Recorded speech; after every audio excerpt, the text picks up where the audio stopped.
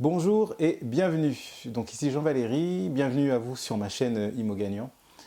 Donc pour le partage immobilier du jour, ce partage-là va être un peu comme une suite du partage précédent, de la vidéo précédente, qui était les 8 bonnes excuses qui vous empêchent d'investir dans l'immobilier. Je vais beaucoup parler d'inaction. Je vais vous en parler notamment au travers l'histoire de la grenouille. Et ensuite, je vous décrirai donc les 5 techniques redoutables qui vont vous permettre de passer à l'action. Donc je vous en parle dans un instant, juste après la citation inspirante.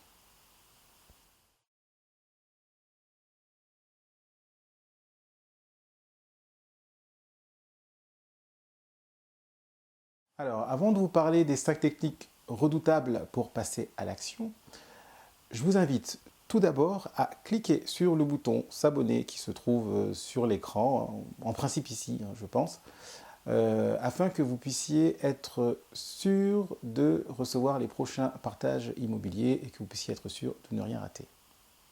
Pour vous illustrer le risque de l'inaction, je vais vous parler de l'histoire de la grenouille. Je ne sais pas si vous connaissez cette histoire-là. En fait, ce n'est pas vraiment une histoire. On pourrait dire que c'est une allégorie, mais c'est surtout une expérience en fait, qui a été faite dans les années 1880, je crois. Donc, il s'agit d'un chercheur, c'était dans les années 1800, je vous avoue que je ne sais plus la date, mais il s'agit d'un chercheur qui essayait donc de tester la sensibilité nerveuse des grenouilles. Pour cela, ce qu'il a fait, il a pris une grenouille qu'il a mis dans une casserole d'eau bouillante. Donc c'était sa première expérience. Et lorsqu'il a mis la grenouille dans la casserole d'eau bouillante, la grenouille, tout de suite, elle est sortie d'un bond. Sa deuxième expérience avec la grenouille, ce qu'il a fait, c'est que il a pris une casserole d'eau froide, il a mis la grenouille dedans, et ensuite il a mis la casserole sur le feu.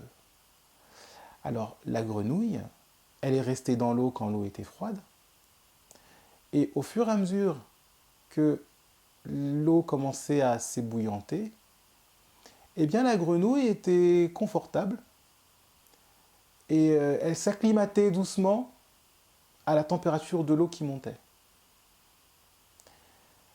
Mais malheureusement pour elle, en fait, en s'acclimatant, elle reste dans l'eau et elle finit comme l'eau ébouillantée, en fait. Alors, qu'est-ce que je veux vous dire au travers de cette expérience ? Eh bien, vous savez, parfois dans la vie, on est un peu, nous aussi, comme cette grenouille qui est dans sa casserole. Alors, au début, la casserole, c'est de l'eau froide, hein, parce qu'au début, on est dans les études, on cherche à avoir un boulot. Donc voilà, on est dans la casserole d'eau froide, hein, c'est pas très confortable.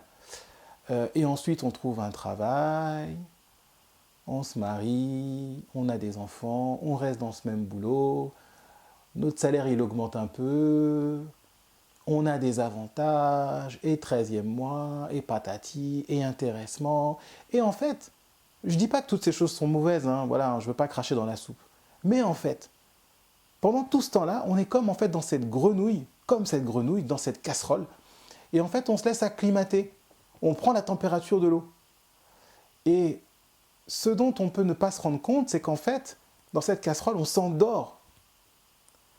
On s'endort et on ne pense pas forcément à nos projets.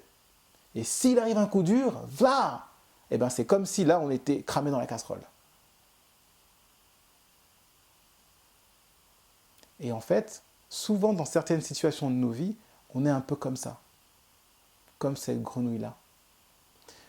Alors évidemment, c'est une image que je vous donne, mais c'est pour essayer de vous faire comprendre que le risque de l'inaction, parfois peut être vraiment plus dangereux que le risque du passage à l'action. Puisque, quelque part, la société, parfois on peut avoir tendance justement à s'endormir, à rester dans notre confort, et le jour où il y a un coup dur qui vient changer tout ça, là c'est la catastrophe. Donc voilà, j'espère que par cette image, si ça a pu vous aider en tout cas dans quelque chose, ben, vous me le ferez savoir en commentaire. Donc maintenant, je vais vous parler donc des 5 techniques redoutables pour passer à l'action. Alors, première technique, définissez votre pourquoi fort et l'écrire. Si là vous avez du temps, ce que je vous invite à faire, vous pouvez même mettre la vidéo sur pause. Tout de suite, vous allez chercher un papier et un stylo et vous écrivez votre pourquoi. Et votre pourquoi fort. Vous pouvez même utiliser la méthode des 5 pourquoi, qui est la méthode que je décris dans une des vidéos. Si vous ne l'avez pas vue, vous la cherchez, vous la trouverez bien. Mais définissez votre pourquoi. Vous pouvez même le faire maintenant et mettre la vidéo sur pause. Une fois que vous avez fait ça, ce que vous allez faire, vous allez continuer d'écrire. Et donc ça, c'est la deuxième étape maintenant. Vous allez écrire au présent votre vie idéale. C'est-à-dire que vous écrivez au présent, mais voilà, comment vous voyez dans 5 ans, ou alors votre vie idéale maintenant, ce serait quoi? Mais je veux que vraiment qu'en écrivant votre vie idéale, vous fassiez abstraction de tout ce qui pourrait vous limiter.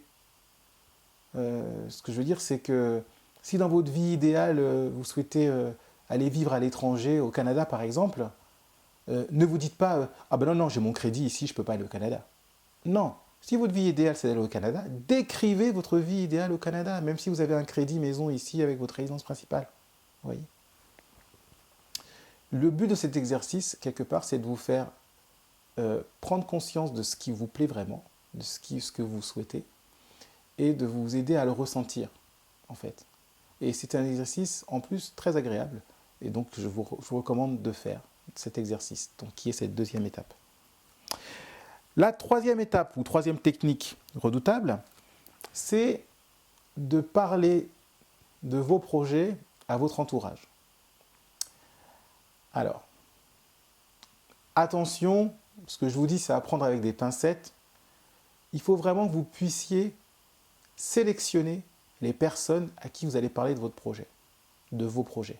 Parce que parfois, dans votre entourage, il y a des personnes, et ça peut arriver, des personnes qui sont un peu malveillantes ou alors un peu jalouses que vous ayez des rêves. Et la première chose qu'ils vont faire quand vous allez dire voilà, ce à quoi vous rêvez, ce à quoi vous tendez, ce que vous voulez devenir, bam, on va casser vos rêves. Ouais, mais tu sais, il y a ci, il y a ça, il y a ci, il y a ça, il y a ci. Et boum, après, vous êtes dépité. Donc ça, c'est les casseurs de rêves qui le font intentionnellement, soit parce que ils sont comme ça, ou soit parce qu'ils auraient bien voulu le faire, mais ils n'ont pas osé passer à l'action. Et ensuite, il y a d'autres casseurs de rêves, mais qui le sont malgré eux. C'est-à-dire que ce n'est pas mal intentionné, mais c'est plus dans un souci de protection. Quand vous parlez à des proches, des fois, ils vont dire « Oui, mais tu sais, il faut faire attention à ci, à ça, à ça. » Ce n'est pas malveillant de leur part. C'est parce qu'ils vous aiment et qu'ils veulent vous protéger. Et parfois, ça peut aussi vous casser un peu dans vos projets.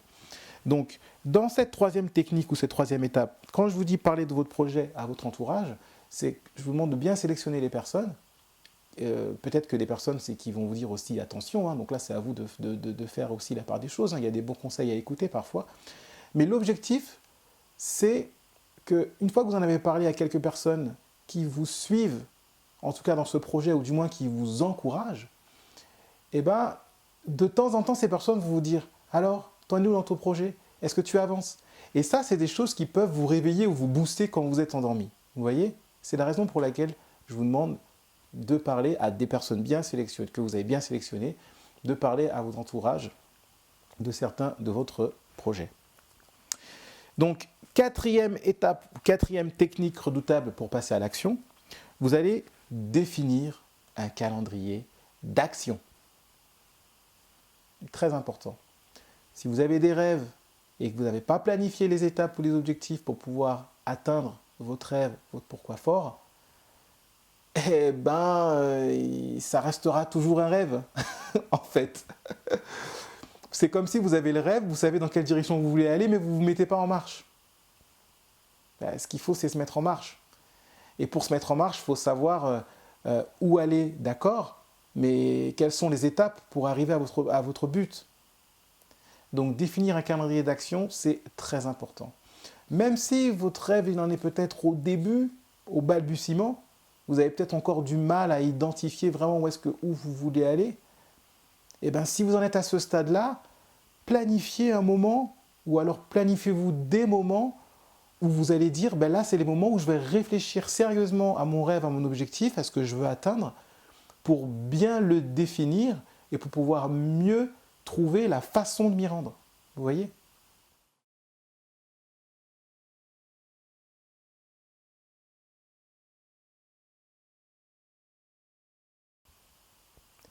Donc l'objectif, c'est d'avoir une personne près de vous qui est là et qui peut vous motiver et vous dire, ben alors tu en es où dans ton projet? Et ça, c'est très important. C'est très important. Alors si dans votre entourage, vous n'arrivez pas à trouver une personne comme ça, moi, mon conseil, c'est vraiment assister à des formations. Parce que dans les formations, il y a souvent des forums, des groupes privés. Et là, vous pouvez rencontrer vraiment des personnes très intéressantes et vous pouvez vraiment rencontrer quelqu'un qui va vous permettre d'avancer dans votre projet, tout comme vous permettrez à d'autres gens d'avancer dans leur projet. Donc vraiment, mon conseil, n'hésitez pas à suivre vraiment des formations parce que le fait de rencontrer des gens qui pensent comme vous, ça, c'est très enrichissant. Et donc, c'était donc le 5e conseil ou la 5e technique redoutable pour passer à l'action. Alors, cette vidéo arrive à sa fin.